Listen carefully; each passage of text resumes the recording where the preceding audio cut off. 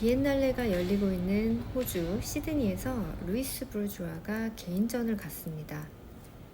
정말 만나기 힘든 대형 기획전인데요. 한번 보러 가보실게요.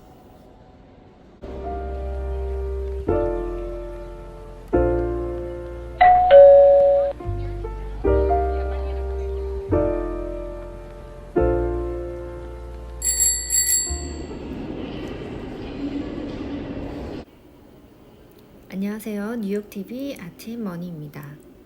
루이스 부르주아는 워낙 인기도 많고 많이 알려져 있는 작가이기 때문에 여러분들도 루이스 부르주아의 작품을 많이 보셨을 거예요. 하지만 지금 호주에서 열리고 있는 이 루이스 부르주아의 이 특별 기획전 같은 경우는 정말 보기 드문 기획입니다. 한 번도 노출이 안 된 작품들까지 많이 나왔는데요. 루이스 부르주아가 파리에서 태어나서 그 이후에는 계속 뉴욕에서 작품 활동을 하고 살았죠. 그래서 이번 전시 같은 경우 뉴 사우스웨일즈 뮤지엄에서 전시를 하고 있는데 이스턴 파운데이션, 뉴욕에 있는 이스턴 파운데이션에서 이 전시를 굉장히 많이 서포트를 해서 이 전시가 열리게 되었습니다. 전시의 컨셉은 지금 보시는 바와 같이 지금 이제 밤의 모습이죠. 낮이 밤을 침범했는가, 밤이 낮을 침범했는가 하는 컨셉으로 전시가 이루어져 있습니다. 대부분의 이 나이 또래의 여성 작가님들이 가지는 특별한 경향이 뭐냐면 이들이 살았던 시대에는 대부분 남성 작가들이 미술계를 주름을 잡았죠. 파워를 가지고 있었는데 여성 작가들은 어떤 미술 사조에 포함되어 있지 않고 자기만의 독자적인 방식으로 작품 활동을 하게 됩니다. 왜냐하면 어떤 사회적인 활동으로 인해서 이분들이 작품을 세계를 펼쳐나간 게 아니고 굉장히 개인적이고 사적이고 외부에 노출하는 것이 아니라 자기 안에 있는 어떤 이야기를 표출하는 것에 중점을 뒀기 때문이에요. 사회 활동이 많이 차단이 되어 있었기 때문에 그러다 보니까 내면적인 이야기를 작품에 투영하게 됩니다. 특히 상처받은 이야기들이 주를 이루는데요. 일반적으로 많은 사람들이 공감을 할 수 있는 내면적인 상처 이야기라면 가정 환경에서 오는 게 가장 크겠죠.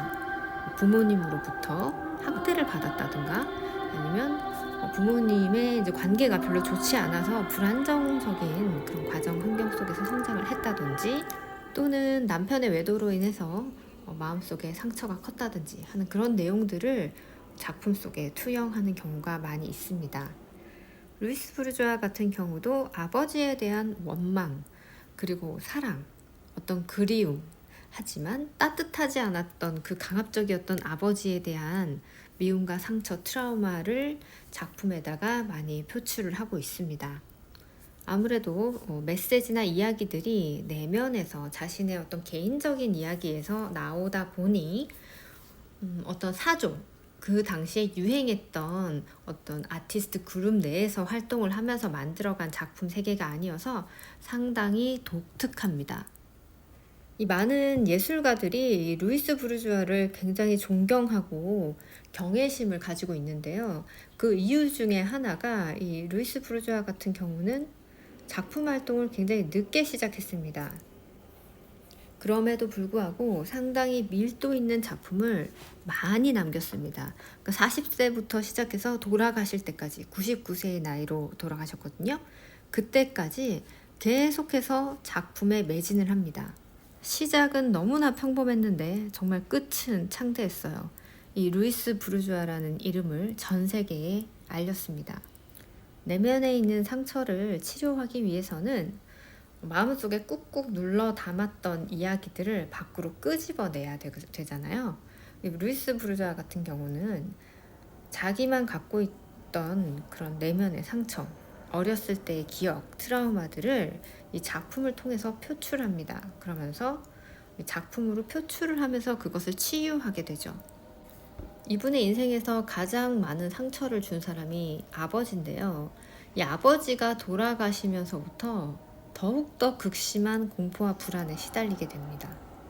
요즘에는 우리가 뭐 가스라이팅이라는 것도 알게 됐고, 그다음에 나르시스트의 존재, 그다음에 소시오패스 이런 사람들의 존재를 알고 인지를 하기 때문에 어떤 문제가 있더라도 그것을 자신의 탓으로 돌린다든지 뭔가 버림받은 느낌이라든지 이런 것들을 조금 덜 느낄 수가 있을지는 모르겠으나, 이분이 살았던 시대만 해도 이런 연구가 조금 덜 되어서 일반인들이 이런 정신과적인 전문 지식을 가지기가 쉽지 않았죠. 그래서 문제의 원인을 찾기도 힘들고 또 어떻게 해결해야 되는지 그 방법도 잘 몰랐고, 그래서 유일한 돌파구는 작품 활동이었습니다.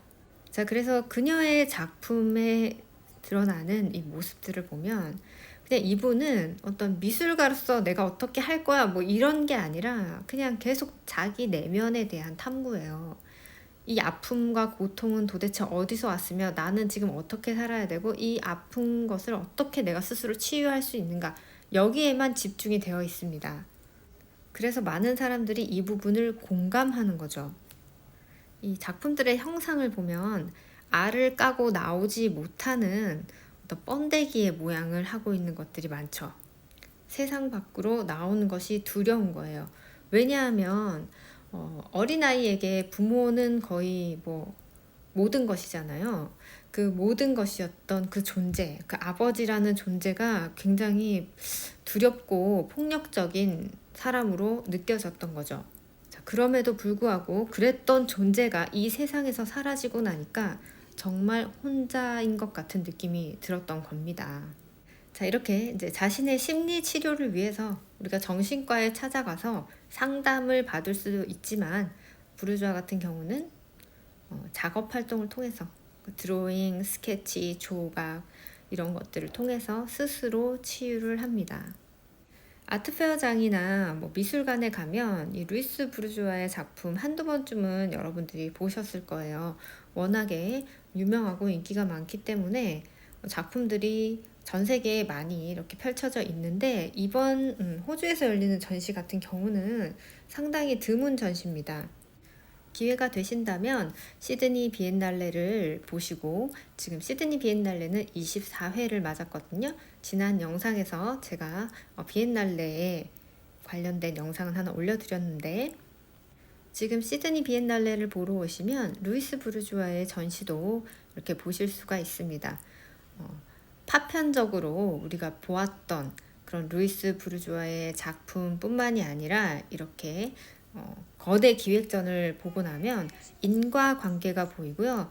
이렇게 시간의 흐름에 따라서 작품이 어떻게 변했는지 변천사도 나옵니다. 작가의 작업 세계를 더 깊이 있게 이해할 수 있는 정말 좋은 전시입니다. 자, 기회가 안 되는 분들은 영상으로 이렇게 작품을 감상해 주시면 되겠죠?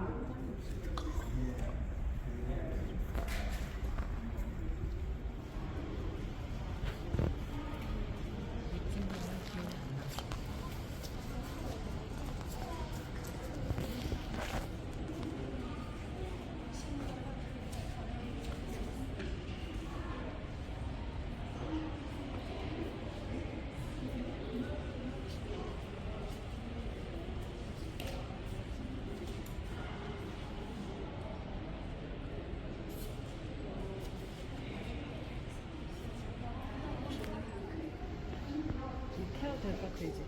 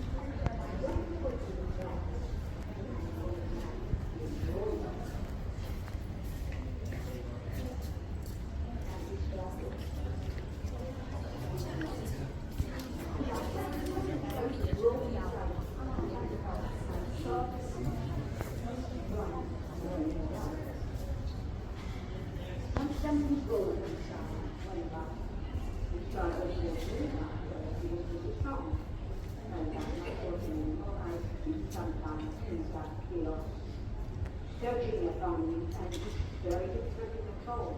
At that point, you offer a symbolic action. The symbolic action is communication and people perfection in what they do.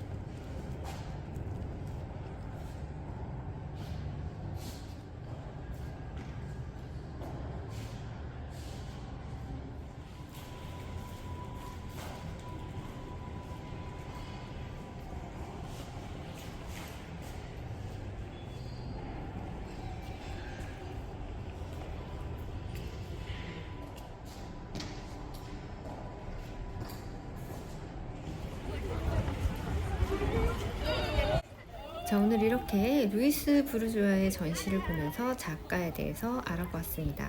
올해는 정말 비엔날레가 많이 열리는 것 같아요.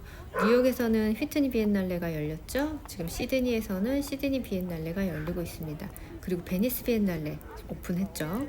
자, 6월달 되면은 제가 베니스 비엔날레 또 여러분들께 보여드리도록 할게요.